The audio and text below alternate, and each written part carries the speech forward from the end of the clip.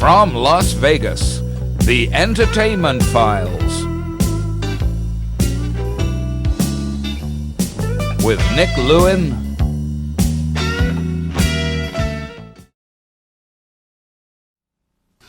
Welcome back to the Entertainment Files. We're really excited to have with us one of our favorite comedian and magicians, Fielding West. You know him from the world's greatest magic specials. He's also a talented writer and actor. Fielding, thanks for being with us. Thanks for having me in today, fellas. This is great. Thank you, Sean. I know you from more than that. I go back a lot of years with you, and I just always love to watch you performing. You're one of the most original comedy magicians in the world. I'm going to make you blush. I am blushing right now because you're one of my favorite comedians. Here we are stroking each other right off the get-go. Well, it's just one of those things. But I want to go back now. There's questions I've never got to ask you that I want to know answers to. When you first started doing magic, what was it that first made you want to be a comedy magician? A comedy magician. I met Steve Martin in 1973. He had come to Florida State University to perform, and I was living in a house, sharing a house, while I was going to graduate school there in psychology. Psychology and graduate school for psychology, and I was sharing a house with the guys that ran the Down Under, which is where he played. And they said, "You've got a car, go out to the airport, pick up this guy. He's a comedy magician, and he does magic, so you guys will have something in common." So they didn't know who Steve Martin was. I watched 4 of his shows back to back, 2 on one night, 2 the next night, went down to graduate school on Monday, said, "I'm out of here." And I knew right then in 1973, November of 73, what I was going to do the rest of my life. That's amazing. Just think how many people's lives you could have ruined if you'd have stayed on being a psychologist. That's the other. I remember I arrived this country '74, and he was very big. It was the white suit, and I mean he was the funniest thing I'd ever seen. Well, you know, when I met him, it was just weeks before his first appearance on the Tonight Show, and once he had that first appearance, it was. You know, he was great, and he's kept up with it all these years. He's really gone through an evolution in keeping up with the times. But I miss the old Steve Martin a lot. I do too. I miss him too. Yeah, a wild and crazy guy. The wild and crazy. You were a wild and crazy guy, boy. You've. I was rock and roll magician there, buddy. You were a rock and roll magician. Well, I used to work. I traveled with Dave Mason. I worked with 38 Special before they got their label out of Jacksonville, Florida. Molly Hatchett. Dickie Betts, all these rock and roll guys. In fact, when I had my Saturday Morning Kids show in Jacksonville. Whoa. Oh, back up. You've just gone from the rock and roll to having a kids show. Well, I'm telling you how this happened. I had a Saturday Morning Children's show in Jacksonville, Florida called Magic Gang. And I was the amazing Fielding. It was a kids show. So all the rockers would bring their kids and put them on my show. So I got to meet these guys, and so they thought it would be a real kick to have me come out and open when they played locally. So I would come out, and the bikers would surround the stage. And if anyone made fun of the kid show magician, the bikers would go out and just pound them right there in the audience. Wow. So I said, so that's how I literally got started. No one would hire me to do an evening show. So you know the kind of material I do. It's not blue or anything, but it's very radical with the bird and the tiger trick and some of the things I do with the papers. But all that came out of the fact I couldn't get a job.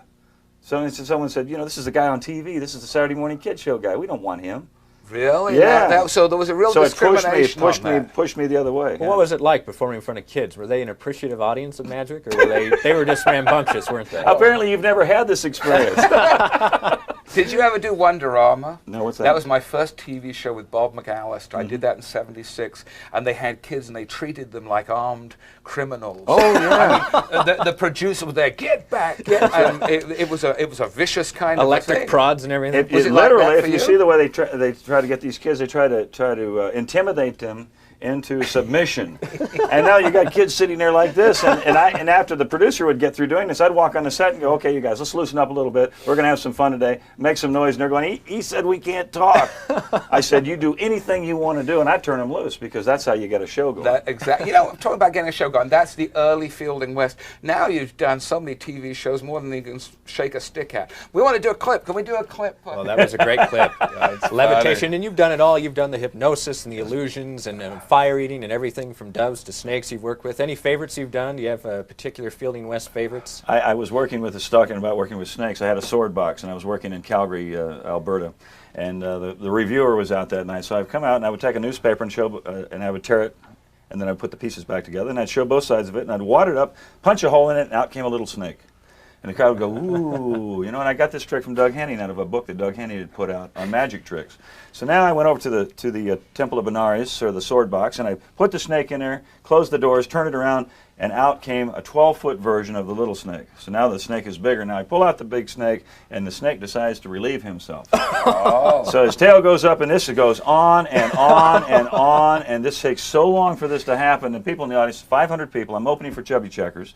The people are screaming. Now all of a sudden, one of these Canadian guys screams out, "Quit squeezing him so hard!" Now I finally get the snake to stop. I put him back in the box. I've run out of music. I stick all the swords in there. You know the routine. I open it up, show the snake is gone, close it, pull out all the swords, and bang, out comes my assistant in this beautiful snake outfit. Oh, and the audience is overwhelmed. Now she's stepping off and go, "Watch your step, watch your step." And she steps right in the snake stuff. Whoop, bam, right on her butt. Now it's all, and the crowd was screaming.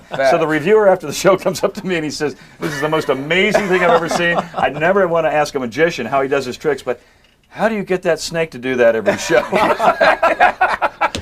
I thought you were going to end up with your agent in the box, though. That final snake. Yeah, that would be a good thing, wouldn't it? I thought it was going to be Chubby Checker going down. That's very funny. Yeah. And so this is all the past. What goals have you in the future, Mr. West? You mean in show business? Yeah, your show business goals. My show business goals. Show business goals. That sounds like an essay. By Fielding West. I'll do it in 25 words or less. I just want my reruns. I just want my hair color to match my reruns. That's what my goals in show business. Yeah, get the gray out of here. I know. Only my hairdresser knows for sure. Now we need to back up one more second because I understand Liberace was instrumental in helping you at one time. That's and a I great got to point. hear I always like to give that. him credit. Thanks for bringing that up, Sean. When I first came to Las Vegas, I was playing at the Mint Hotel, which is no longer here. And the second week that we were here after our engagement, it was my first time in Las Vegas, a very successful run. I went to get paid from my manager, and he had lost all the money on the tables, on the crap table.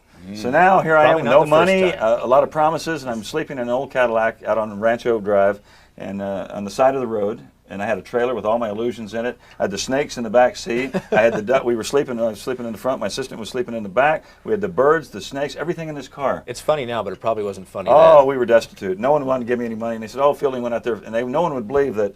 They thought I lost the money on the tables. They didn't think that the manager did that.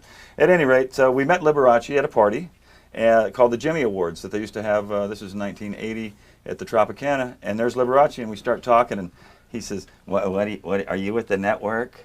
I said, "No, sir." I said, I'm a magician." "Oh, they all think you're with the network. Come here, I like magicians. Show me a trick." So I start here. I've got a shrimp, and he's eating shrimp, and I'm doing magic tricks, and I'm showing some sleight of hand. He goes, and I told him a story about the manager losing the money. He says, "Wait right here." He turns around and says, "Get me a phone." Picks up the phone, calls Jack Eglash over at the Sahara Hotel, says, "I just met a nice young man. I want you to give him an audition on your Monday night showcase." I went in there. All the managers and agents were there, and I've been here working ever since. That's a great story. And it's a true story, too. You know, we have one thing we have to do with every guest. Your 5 favorite movies. If you were trapped on a desert island with a VCR, what would they be, including a guilty pleasure, Fielding? Oh, well, I'll tell you, I have to be real honest. The first one right off the top of my head, I didn't know it was going to be on a desert island, but if it was, it'd be Roger Rabbit. Oh, Roger Rabbit, The Producers. The Producers. My favorite Producers. These are films that I can watch over and over and over without any. Let's see, one of my favorite sci-fi films is Blade Runner. And that would be the director's cut without the narration and everything. Casablanca, which I can watch over and over as many times. It's a classic. And I think one of my favorites, Ingmar Bergman film, The Seventh Seal. And the reason I mention this is I took a class on film in college. And that class taught me about symbolism. I didn't know that there was anything, I just used to go look at films and I didn't know about symbolism until death was just walking along on the beach, Death was just out there walking out on the beach. Just taking a stroll. But the most important film that I've seen that I always say had a great effect on my life was To Kill a Mockingbird. Oh, that's a great list. Would you hang in with us, Fielding? We do our video picks based around a theme, and we give a few ideas for video selections. We're going to be right back with that, with more Fielding West after these messages. Welcome back to the Entertainment Files. Well, you can see the answer was Sam Kinison. He was the history professor in Back to School, and Sam Kinison was a great performer. But I want to recommend a Steve Martin movie because we talked about him earlier, and I really like that early Steve Martin, and I still don't think he was ever funnier than he was in the 1979 Carl Reiner film, The Jerk. I can still watch that movie again and again. Even the scene where Steve Martin receives phone books puts me in stitches. And there's some great scenes with Jackie Mason in there too. Take a look at it again. Even the name of Steve Martin's dog is funny in that movie. It's a classic. Well, I disagree. I was actually a little disappointed when that one came out. Oh, I think it's funny. For me, The Ultimate is a small part. I love Steve Martin, but I thought Little Shop of Horrors. Oh, the musical. The dentist, Oh, the dentist was a fantastic. Yes. Oh, the sadistic with Bill Murray Yes. as the patient. One of my favorite scenes in any movie. Wasn't that Jack Nicholson originally, or? That was indeed in the original movie, Little the Shop of Corman. Horrors. And Rick Moranis played the part in the second one. That's That's right. And Ellen Green was the same. And Ellen Green, and it Oh, had everybody. well, John everybody, Candy yeah. and James Belushi, they were all in it. Great. How about a pick from you that they can go out and watch this weekend? For Something Steve fun? Martin, you mean? You have a Yeah. favorite Let me Steve think. Martin? A good Steve Martin was it L.A. Stories? Oh yeah. L.A. Stories Yes. where See, he that talks was- to the sign and the sign gives him he has the That's That's right. In fact, I thought that Absolutely. had a great first hour. It would have been a classic. I thought it slowed down a little bit in the last 30 minutes, but I think a lot of his movies do for me. After his girlfriend talked him into the high colonic, I think the film kind of went into you know what Steve Martin and Robin Williams are doing lately is the energy drained from it. they put a lot of sentimentality into their movies these days, and I think that's why the earlier Steve Martin and Robin Williams are funny, because they're just wild and crazy, and they don't worry about pulling on the heartstrings so much. Exactly. That's Yeah. it. Well, Steve Martin, like John Candy, for me, was best when there was a kind of a brash, almost a nasty edge. Yes. That's What what he they say did. about Yeah. Don Rickles. You Yeah. know, the old Don Rickles, when he used to Right. go out and was merciless. I mean, he would just beat up the audience and walk off. Now he does that "I'm a nice guy," and he's Yeah. singing at the end of his show, and Yeah. I'm going, "Come on, Don, come on." As if he's apologizing for what Exactly. he's doing. Not needed to be done. Sam Kinison, did you ever spend any time with Sam? Yes, I did. He was great. He was a wonderful human being. he- In fact, you and I were at a party. You That's right, You with had Rich Little. You had your Seance. The seance Elvis party, Presley seance. and that was 1 week before Sam Kinison had his accident That's and right. died. And we were at this party, and Nick and I were there with Sam Kinison. That was a great time too. It was. He was there, and Rich Little was Oh, he there. was one of the and greatest. And they were like an old vaudeville team. It was Exactly. like the Sunshine Boys. And I think he would have been a great movie star. Oh, I I'm really sure do. he would. He really had Absolutely. that He potential. really was tremendous. And I think that was his only movie, wasn't it? He would have gone on. He was on a series briefly that didn't showcase his talent. I don't know if you recall That's that. right He was about an inch tall. It was called Charlie Hoover. That's right. I remember Charlie. You Hoover. remember that? Yeah. Very briefly. Yeah. It Yes. was not as good as it could have been. Small but I think part. it'd have been a. Excuse me. Well, this has been fun talking. Fielding West, one of the great comedy Thank you, magicians. fellas. I Whether you appreciate see him you on having me on. TV or Thank you live, very much. Very, very funny, man. Thank you for being with us. We really appreciate You got it it. here on this show. So watch out for him. He plays here in Vegas all the time. And when you do go and see him, you're going to see not only some fabulously funny comedy, because he really makes comedy that makes you laugh. He actually has some tricks that are original and unusual and one of a kind. That's a compliment from another That's magician. it. That's it. I don't say from that to my pal many Nick people. here. Thank you, buddy. Come back, see us next week on the Entertainment Files.